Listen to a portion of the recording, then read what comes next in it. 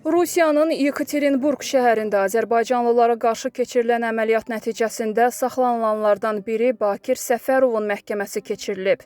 Məhkəmənin qərarı ilə Bakir Səfərov barəsində həbs qəti imkan tədbirinin müddəti uzadılıb.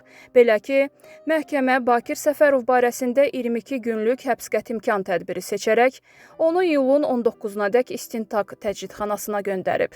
Xatırladaq ki, iyunun 27-si səhər saatlarında Rusiya Federal Təhlükəsizlik Xidməti Yekaterinburg şəhərində azərbaycanlıların yaşadığı evlərə basqın edib. Hadisə zamanı 2 azərbaycanlı qardaş öldürülüb, bir neçə nəfər saxlanılıb.